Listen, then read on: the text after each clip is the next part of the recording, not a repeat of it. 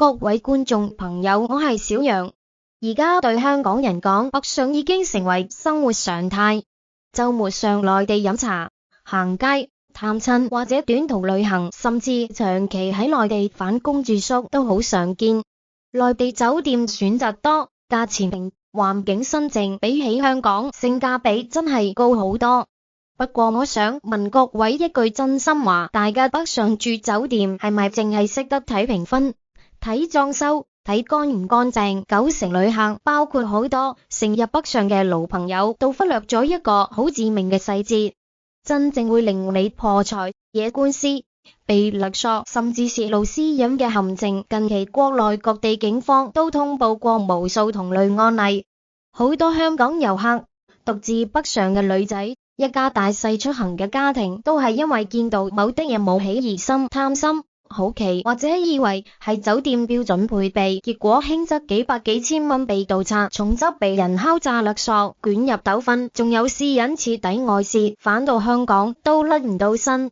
今日呢條片會用真實案例、警方通報同行內幕拆解，話俾大家知，北上住酒店門口一旦出現嘅3樣嘢，無論間酒店幾豪華、幾平、幾高分，都要即刻執行李退房走人。聽完呢條片以後，北上住宿就可以100%避開呢啲隱形風險。好多人喺酒店嘅思維好簡單，入房鎖門瞓覺，第二日走人。但大家要明白，而家酒店嘅陷阱已經唔再係以前嗰啲衛生問題或者價錢問題。不法分子盯實大量北上遊客，尤其係香港遊客，因為普遍防備心低，怕麻煩，唔想嘈，最容易成為收割目標。所有暗藏套路、隱形騙局、私隱陷阱，全部都會擺喺酒店門口。以下3樣嘢睇落好普通，好似冇殺傷力，但實質個個都係吸金陷阱同私隱黑洞，中招率極高，受害人多到難以置信。第一樣，酒店門勒塞入嚟嘅曖昧小卡片或者廣告貼紙。幾乎所有平價酒店、商圈民宿、高鐵站附近嘅酒店都成日喺門勒、門把手、門口地下出現呢類卡片。好多朋友見到會覺得唔使理就得，甚至有人好奇望兩眼，仲有人天真地以為係酒店嘅增值服務或者正規推廣。呢個想法錯得好緊要。等我拆解呢個行業最黑暗嘅套路，配合真實警方案例。呢啲人住陌生靚女、低價 SPA、上門服務、按摩推拿嘅卡片，100%同酒店無關，全部都係外圍不法分子設置嘅釣魚陷阱。以前呢啲套路淨係簡單詐騙，而家已經全面升級。卡片上嘅二維碼或者聯絡電話根本唔係咩服務熱線，只要你隨手一掃或者撥打，就會即刻跌入3重陷阱。第一重，個人信息精準洩露，一掃二維碼、手機號碼、設備信息、定位就會瞬間被對方攞到，之後就會收到源源不絕嘅騷擾電話同詐騙短信，甚至被人精準掌握住宿信息。第二重，強制消費同天價勒索，好多遊客一時好奇掃碼，對方就會以上門定金或者免押金為理由引誘你轉賬幾十幾百。一旦轉咗賬，對方即刻獅子開大口，要求支付手續費、安全費、房間費，唔俾錢就恐嚇曝光或者騷擾你成個住宿過程。最恐怖嘅係第3重，盜賊同綁定風險。而家好多釣魚二維碼都暗藏木馬程式，掃完之後手機支付、微信、銀行卡信息都會被偷偷竊取。好多旅客返到香港先發現戶口被多次盜賊，少則幾千，多則幾萬，追討難度極大。國內各地警方已經多次預警，酒店門勒出現嘅外來卡片都係唔正規有套路，尤其係獨自出行、情侶同行、深夜入住嘅旅客最容易中招。記住一句，酒店門口但凡有陌生外來卡片，就代表呢間酒店嘅安保好混亂，外人可以隨意上漏入房失單，毫無安全可言。無論裝修幾靚、性價比幾高，都要即刻退房，唔好逗留。第二樣，酒店門口走廊擺放嘅陌生共享充電器或者免費租借設備，呢一樣好容易被人忽略，但中招人數最多，亦係最隱蔽嘅陷阱。酒店門口、走廊轉角、房門側邊有時會出現陌生共享充電器、免費租借充電寶或者小型租借設備。好多朋友出遠門，最驚手機冇電，見到免費又方便嘅充電設備，就會覺得好貼心，順手就插電使用。正常人嘅思維會認為酒店提供充電好正常，免費設備點會有問題？但行內人士同警方都話理智，正規酒店嘅共享設備全部係統一投放，有品牌標誌，有官方客服。但凡冇標誌、冇公示，擺喺門口走廊角落嘅陌生充電設備，全部都係有心人設置嘅私隱盜取工具。呢個套路防不勝防，亦係近年最新嘅酒店騙局。普通遊客根本分辨唔到真假，以為係酒店新設備，點知一插電就出事。呢啲改裝過嘅盜版充電設備內置數據讀取晶片，當你插上手機充電，第日手機入面所有相片、聊天記錄、支付密碼、個人資料都會瞬間被同步盜取。第二，設備自帶嘅微型錄音錄影功能會全程記錄房間入面嘅動靜、對話同生活狀態。最可怕嘅係呢啲私隱數據會被打包售賣，甚至被不法分子用嚟威脅勒索。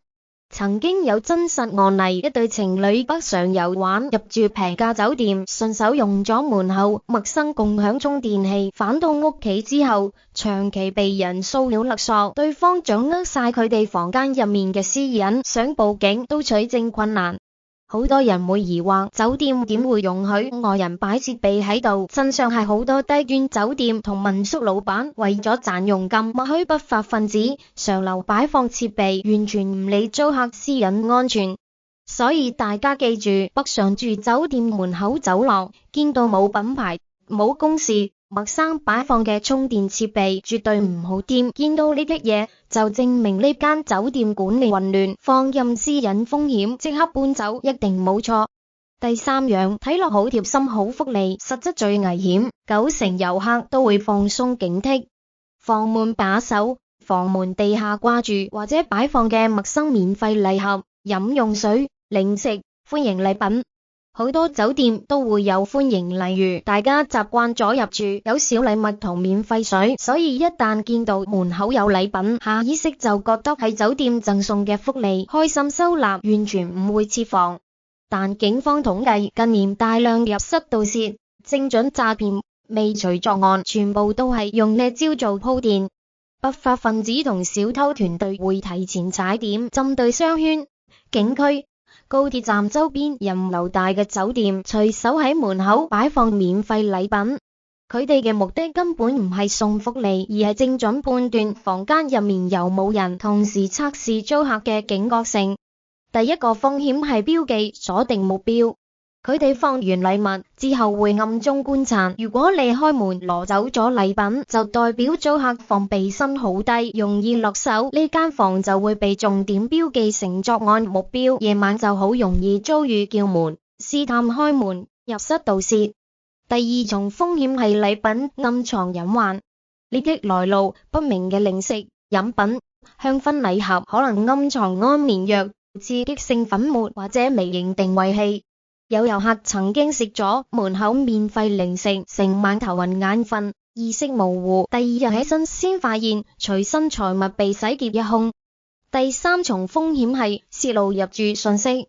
正規酒店嘅歡迎禮品一定係喺前台辦理入住時贈送，或者預先擺放喺房間入面，絕對唔會無端端擺喺門口或者掛喺門把手。但凡門口出現呢啲陌生贈品，100%係外人擺放，代表已經有人暗中盯上呢一層呢間房安全隱患，直接拉滿。好多人就係因為貪小便宜，放鬆警惕，攞咗門口陌生禮品，最後中招出事。呢個坑睇落好溫柔，實質最致命。講到呢度，大家應該徹底明白，北上住酒店乾淨、豪華、高分、平價，全部都唔係安全標準。真正嘅安全預警就係喺門口呢3樣細節入面。3樣嘢睇落普通瑣碎，但如果唔小心就會破財、私隱曝光、人身安全受威脅、財物損失，4大致命隱患。好多人出遊小心翼翼揀景點、揀美食、睇攻略，偏偏忽略最關鍵嘅住宿安全。酒店係北上出行最私密亦最放鬆嘅空間，一旦一個空間有漏洞，成趟旅程就隨時變成災難。最後我再補充幾個北上住酒店嘅保命細節，大家一定要記實。第一，辦理入住盡量揀連鎖大品牌經正規平台預訂，避開路邊冇資質嘅小民宿同低價雜牌酒店，呢類場所係騙局高發地。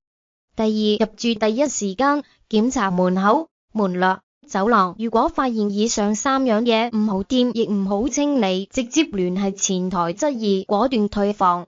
第三，出門最好自帶充電線同充電寶，盡量唔好用酒店走廊陌生租借設備。第四，任何門口陌生物品一律唔好掂，天下冇免費午餐，陌生福利100%係陷阱。第五，遇到騷擾、勒索，可疑人員即刻保留證據報警，唔好私下轉賬或妥協，越怕麻煩就越容易被持續收割。講到底，安全從來唔係靠運氣，而係靠細節同警覺。而家北上出行越嚟越普及，內地發展越嚟越好，酒店選擇越嚟越豐富，但不法分子嘅套路亦越嚟越深，越嚟越隱蔽。好多舊套路大家識得避，但你哋門口隱形陷阱，90%遊客都察覺唔到。我今日分享嘅內容唔係危言聳聽，全部都係真實發生過，有警方通報，有無數遊客血淚教訓換嚟嘅經驗。希望各位街坊記住，出門在外寧可謹慎過度，都唔可以鬆懈大意。酒店門口如果出現呢3樣嘢，見到即刻走，唔好貪平，唔好奇，唔好抱僥倖心理。最後提醒大家，呢條保命避坑指南一定要轉發俾身邊所有經常北上出差、旅遊、探親嘅屋企人同朋友，幫身邊人避開陷阱，守住安全，守住銀包。今日分享嘅內容就到呢度，希望對大家有幫助，下期再見。